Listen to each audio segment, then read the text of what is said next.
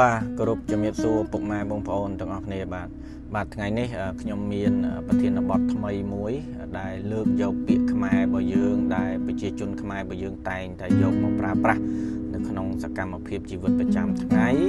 ហើយពាក្យនោះដែលខ្ញុំយកមកដាក់នៅក្នុងប្រធានបទនេះខ្ញុំនេះគឺខ្ញុំដាក់ចំណងជើងថាសតិអារម្មណ៍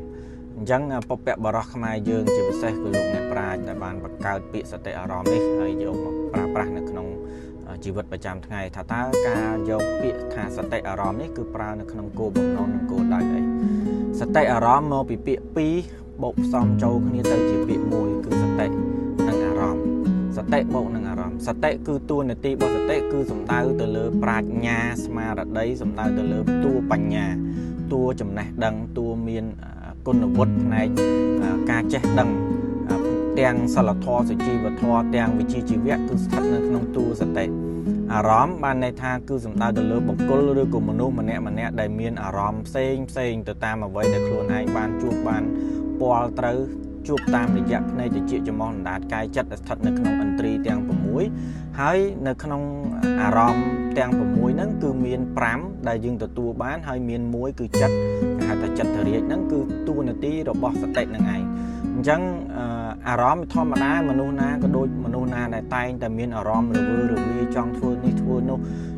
ការធ្វើនោះវាអាចនឹងប៉ះពាល់ទៅដល់អ្នកដទៃឬក៏ការធ្វើនោះមិនប៉ះពាល់ទៅដល់អ្នកដទៃហើយការធ្វើនោះអាចនឹងប៉ះពាល់មកដល់ខ្លួនឯងទៀតក៏ថាបានហើយការធ្វើនោះក៏ផ្ដល់ផលប្រយោជន៍មកដល់ខ្លួនឯងក៏ថាបានហើយប្រយោជន៍សម្រាប់ខ្លួនឯងប៉ុន្តែវាប៉ះពាល់ទៅដល់គេក៏អាចថាបានអញ្ចឹងអារម្មណ៍នៃការធ្វើនេះគឺអត់បានគិតអំពីគុណសម្បត្តិនិងគុណវិបត្តិទេដឹងធ្វើយ៉ាងម៉េចដើម្បីបំពេញមហិច្ឆតាដើម្បីបំពេញចំណងខ្លួនឯងហើយគឺអារម្មណ៍ហ្នឹងដោយឡែកដែលខ្មែរយើងយកពាក្យសតិដាក់នៅពីខាងដើមសតិគឺជាតួបញ្ញាសតិគឺជាតួប្រាជ្ញាបានន័យថាមុននឹងធ្វើអីមួយមុននឹងចេះដឹងអីមួយត្រូវឆ្លងកាត់ការសិក្សារៀនសូត្រកាលណាឆ្លងកាត់ការសិក្សារៀនសូត្របានដុសខាត់នៅគំនិតអវិជ្ជមាននៅគំនិតអវិជ្ជាមួយចំនួនវាធ្វើឲ្យយើងនឹងកើតនៅបញ្ញាវាធ្វើឲ្យយើងនឹងស្គាល់កលៈទេសៈស្គាល់ហេតុស្គាល់ផលស្គាល់គុណស្គាល់ទោសស្គាល់បុណ្យស្គាល់បាបស្គាល់ខុសស្គាល់ត្រូវវាចាក់នៅអកតេធម៌ទាំង4ជាដើមអញ្ចឹងនៅមុននឹងពេលអារម្មណ៍យើងសម្រេចថានិយាយអ្វីធ្វើអ្វីត្រូវឆ្លងកាត់សតិសិនថាតើ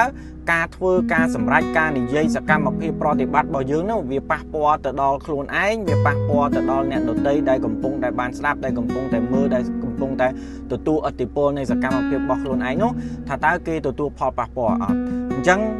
នៅពេលដែលយើងមានបញ្ញានៅពេលដែលយើងមានសតិយើងមានស្មារតីនៅក្នុងខ្លួនហើយមុននឹងយើងធ្វើមុននឹងយើងប្រតិបត្តិមុននឹងយើងនិយាយអីយើងតែងតែគិតថាតើការនិយាយការធ្វើការប្រតិបត្តិរបស់យើងនេះវាបានជះឥទ្ធិពលអវិជ្ជមានអ្វីខ្លះទៅដល់អ្នកដទៃទៅដល់សង្គមហើយវាផ្ដល់ផលប្រយោជន៍អីខ្លះសម្រាប់មកខ្លួនឯងឬក៏ផ្ដល់ជាផលអវិជ្ជមានអីខ្លះមកដល់ខ្លួនឯងអញ្ចឹងមុននឹងធ្វើអីមួយគឺត្រូវឆ្លងកាត់សតិត្រូវឆ្លងកាត់សតិថាតើការធ្វើនឹងវាមានហេតុមានផលមានគុណមានទោសមានបុណ្យមានបាបអត់បាទអញ្ចឹងហើយបានពុព្វបរោះខ្មែររបស់យើងលោកអ្នកប្រាជ្ញរបស់យើងលោកបានបង្កើតពាក្យពីរនឹងផ្សំចូលគ្នាទៅជាពាក្យមួយដែលយើងតែងតែប្រើពាក្យថាសតិអារម្មណ៍អញ្ចឹងអារម្មណ៍របស់យើងតែងតែចង់ធ្វើនេះធ្វើនោះទៅតាមចំណង់ចិត្តរៀងខ្លួនរៀងបុគ្គលប៉ុន្តែមុននឹងធ្វើត្រូវឆ្លងកាត់សតិសិនគិតពិចារណាសិនថាតើធ្វើនឹងវាសមហេតុសមផលវាត្រឹមត្រូវដែរអត់មុននឹងយើងសម្រេចចិត្តថាធ្វើរឿងហ្នឹងនៅពេលដែលធ្វើរឿងហ្នឹងតើវាផ្ដល់ផលប្រយោជន៍ដល់ខ្លួនយើងដល់អ្នកដទៃដល់សាធារណជនដល់សង្គមអត់អញ្ចឹងពេលដែលយើងធ្វើទៅវាទទួលបានការសាទរពីមនុស្សជុំវិញខ្លួនពីសង្គមជាដើមប៉ុន្តែបើយើងធ្វើអត់ឆ្លងកាត់សតិអារម្មណ៍ទេ